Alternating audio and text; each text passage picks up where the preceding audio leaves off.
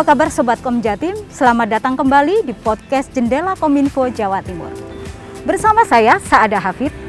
Pada episode kali ini, kita akan memperbincangkan mengenai digital entrepreneurship bagi para pelaku usaha. Pada topik ini, saya akan membahasnya bersama beberapa narasumber yang kompeten di bidangnya, juga dengan Kepala Dinas Komunikasi dan Informatika Provinsi Jawa Timur, serta ada pula dengan Kepala Balai Pengembangan SDM dan Penelitian Kementerian Kominfo. Namun Sobat Komjatim, kita akan membahasnya lebih jauh, tapi setelah mengikuti informasi yang berikut ini.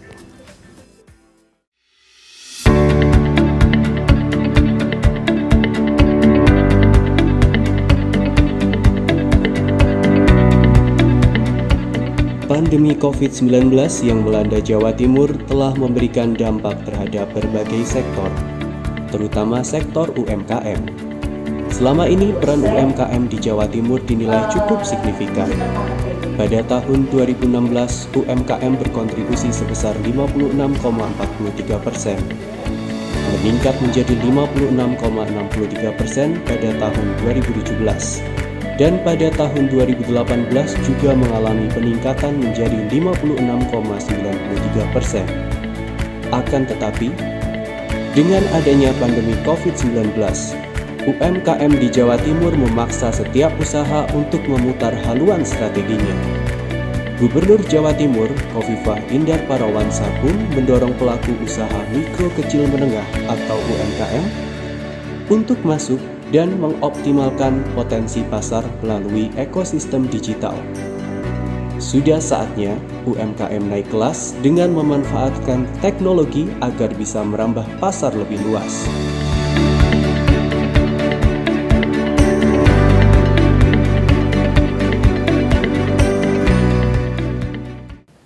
Baik Sobat Komjatim, saat ini sudah hadir bersama saya Bapak Kepala Dinas Komunikasi dan Informatika Provinsi Jawa Timur. Kita akan kembali berbincang mengenai digital entrepreneurship bagi pelaku usaha dari perspektif Kominfo. Bapak, bagaimana menurut Bapak perkembangan pelaku usaha terutama UMKM saat ini? Kalau kita dari pemerintahan mengukurnya itu biasanya dari kontribusi PDRB, Mbak. Kalau tentang jumlah itu nanti Dinas Koperasi dan UMKM, tetapi kalau kontribusi itu siapapun bisa melihat. Jadi kalau kita lihat kontribusi UMKM di Jawa Timur ini dari waktu ke waktu selalu bertambah. Tahun lalu misalkan Jawa Timur ini sumbangan PDRB, UMKM terhadap PDRB kita ya itu senilai 54,98%. Cukup dari ya betul, dari PDRB sebesar 2.299 triliun. PDRB itu kan kekuatan pergerakan ekonomi di tempat kita, di sebuah daerah. Kemudian pada semester 1 tahun ini, tahun 2021, kontribusinya bertambah menjadi 57,25%. Artinya ini kan sebuah capaian, sebuah perkembangan yang bagus bahwa kontribusi atau kondisi UMKM kita itu semakin membaik. Ya. Karena meskipun di tengah pandemi ya Bapak. Betul. Ya, betul. Seperti itu. Itu. Terus semakin berkembangnya, semakin beragamnya marketplace yang ada di internet. Menurut Bapak bagaimana konten-konten bisnis mereka? Selama ini ada inovasi atau bagaimana Bapak menurut Bapak? Saya pikir untuk konten-konten bisnis ini adalah sebuah keniscayaan, sebuah keharusan bagi UMKM untuk selalu mengupdate kapasitas mereka. Kita dari pemerintah juga seringkali memberikan pelatihan-pelatihan kepada teman-teman itu, teman-teman UMKM. Karena begitu produknya tadi, konten bisnis tadi menarik, eye-catching, maka orang akan ingin masuk lebih ke dalam lagi. Jadi mengajak untuk masyarakat berbelanja ya, lebih eye catching tadi. Betul. Kalau dari Kominfo sendiri, kontribusi Kominfo terhadap UMKM itu apa saja sih Bapak? Ya, intinya yang terkait dengan teknologinya, digital technology, teknologi digitalnya itu menjadi ranah kita. Tapi kita pun pasti bekerja sama dengan dinas koperasi untuk berkolaborasi. Teman-teman dinas koperasi itu dari sisi kontennya, kita dari sisi teknologinya. Contohnya misalkan, kalau ingin produk-produk UMKM kita itu menjadi daya tarik oleh banyak pengguna, baik e-commerce maupun marketplace, maka mereka bisa kita ajari tentang engine optimizer, Google Engine Optimizer. Itu seperti apa Bapak? Jadi begini, andai kata kita searching misalkan, saya mau mencari teh begitu ya, teh, kita cari teh, maka nanti yang muncul baik di website maupun di marketplace, maka yang muncul pertama kali adalah produk-produk atau UMKM dari Jawa Timur. Lah itu memang ada persyaratan dari mereka untuk bisa menjadi yang pertama di engine optimizer tadi. Selama ini Kominfo sudah melakukan itu ya Bapak? Betul, betul. Jadi ini sudah sekitar 8 tahun lalu kita itu melatih para UMKM kita, Mbak. Kalau dulu sifatnya daring, luring, jadi offline dulu. Kemudian mulai tahun 2021 kita full daring. Tetapi ada plus minusnya. Kalau yang dengan daring ini cakupannya sekali pelatihan kita bisa mencapai 1000. Tapi kalau yang offline tadi tentu ada keterbatasan 50, biasanya seperti itu. Ada satu lagi pertanyaan Bapak mengenai tips dan trik untuk bertransaksi aman dan nyaman bagi para pelaku usaha ini. Dari perspektif Kominfo ya, apa Bapak kira-kira yang harus kami lakukan untuk agar proses memperluas pasar ini aman dan nyaman? Ya. Ada beberapa hal ya yang perlu kita ingat, yang perlu para pengusaha UMKM ini perlu diingat ketika dia sudah menjalankan bisnis online. Paling tidak ada 2 hal. Yang pertama terkait dengan perangkat kita, dan yang kedua terkait dengan username kita. Yang pertama tentang perangkat, harus kita pahami atau harus kita lakukan adalah misalnya untuk OS, operating system, ini harus selalu kita update Mbak. Karena nanti kalau ada, tadi mempercepat lah kan dari mempermudah. Ya, mempermudah karena softwarenya itu akan selalu terupdate terus. Kemudian ketika kita perangkatnya, ketika kita menggunakan wifi umum, kita harus yakin bahwa wifi tadi adalah aman dari malware, dari spyware, itu seperti itu. Ada banyak hal yang perlu kita lakukan terkait dengan perangkat kita tadi. Terus kemudian kalau perlu kita juga untuk melakukan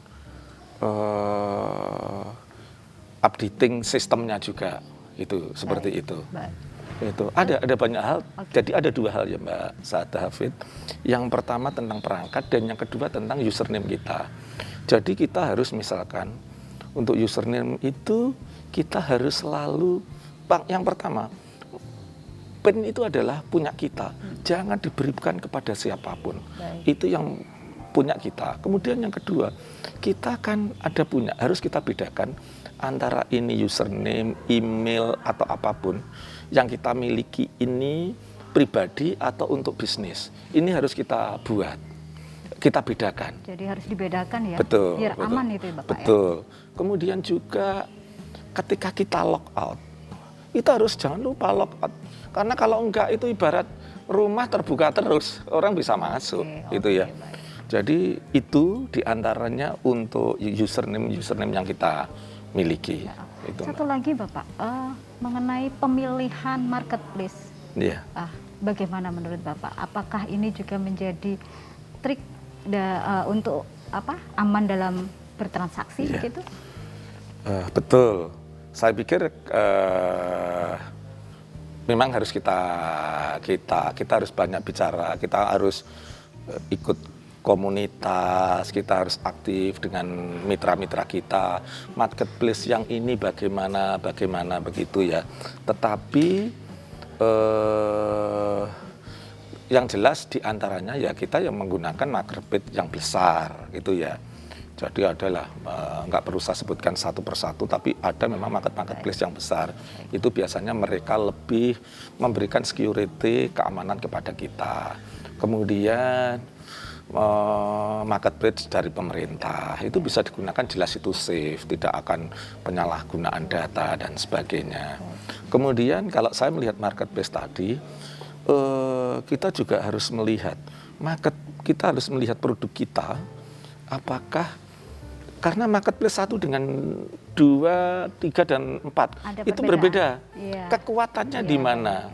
Oh, kalau misalkan marketplace A, misalkan saya mengamati marketplace A ini kekuatannya misalkan di bidang pertanian, di sini bidang fashion show, ini masing-masing berbeda. Oh, ini di kebutuhan rumah tangga, itu berbeda-beda lah. Kita harus melihat produk kita itu yang mana, itu Mbak. Intinya kita harus paham marketplace yang mana yang kita pilih, jadi yang cocok dengan usaha kita itu yang kita ambil. Betul Mbak. Iya. Oke Sobat Komjatim, semakin menarik saja perbincangan mengenai digital entrepreneurship bagi para pelaku usaha. Nanti kita juga akan berbincang kembali, namun dengan Kepala Balai Pengembangan SDM dan Penelitian Kementerian Kominfo. Tapi setelah yang satu ini.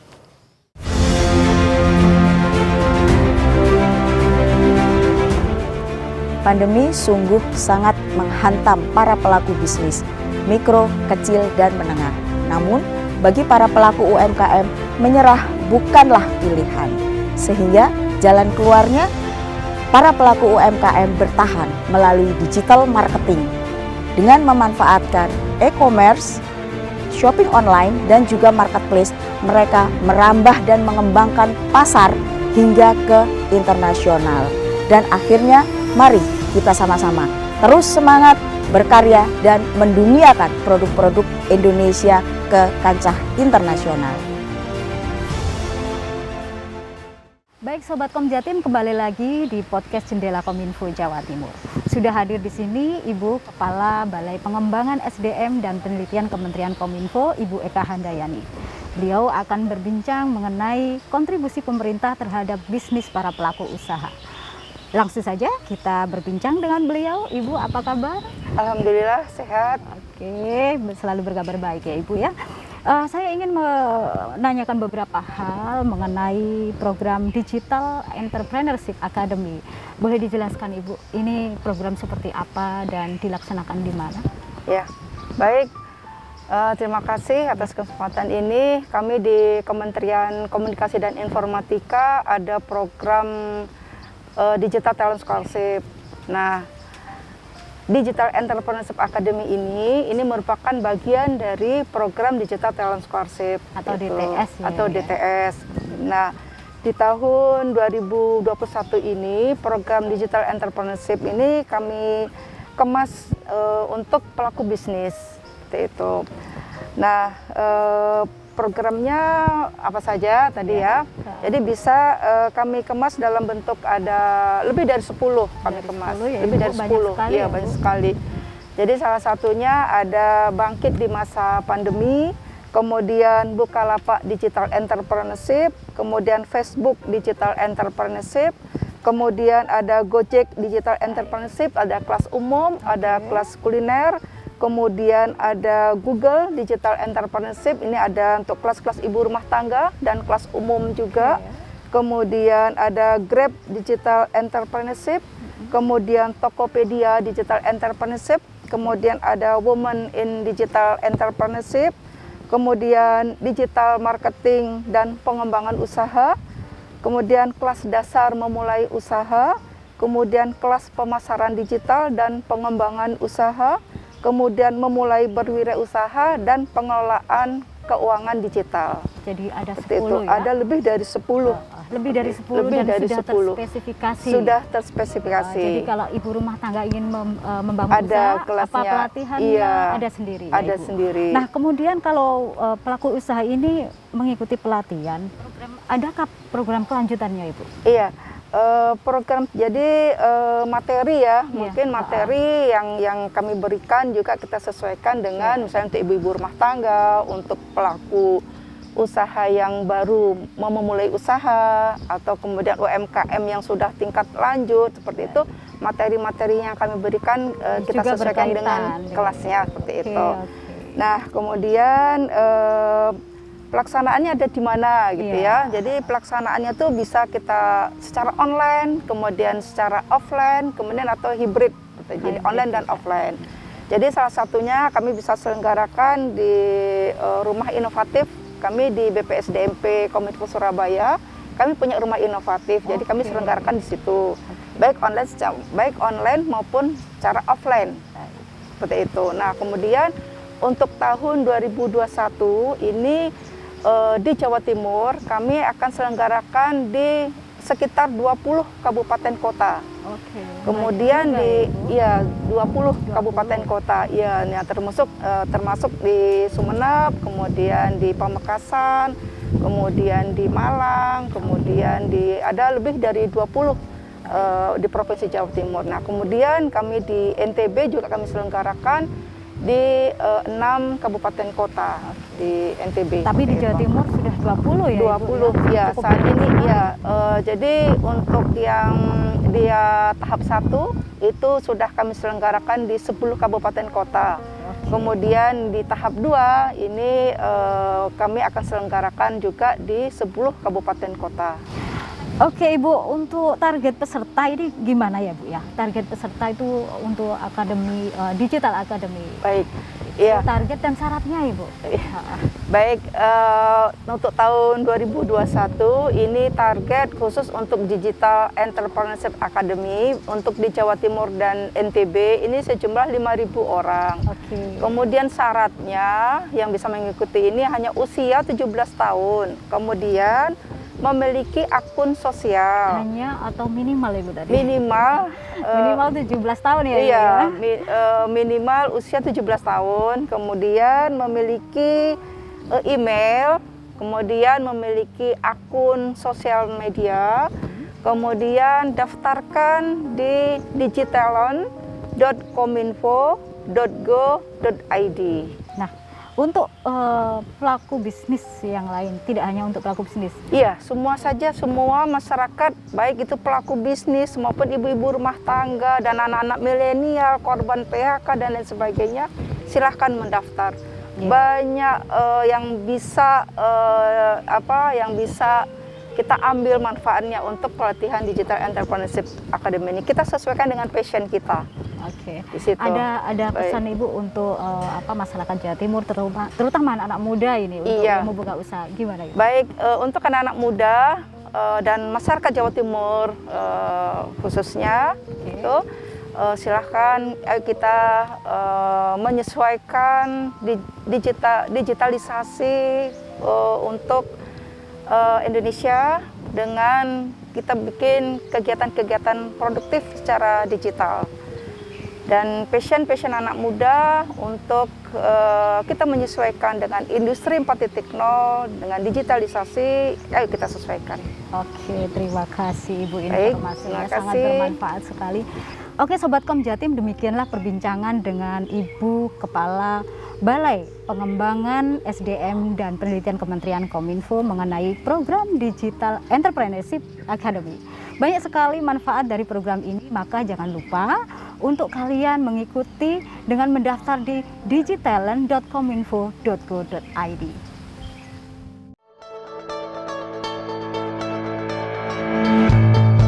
Pembangunan konektivitas digital dan talent digital telah diupayakan pemerintah melalui program Digital Talent Scholarship. Akselerasi transformasi digital membutuhkan talenta andal yang menguasai berbagai keahlian digital. Kementerian Komunikasi dan Informatika terus menghadirkan program pelatihan Digital Talent Scholarship. Kominfo hadirkan program 50.000 talenta digital untuk Indonesia, Digital Talent Scholarship. Program pengembangan SDM bidang digital yang difokuskan untuk membantu percepatan ekonomi digital Indonesia.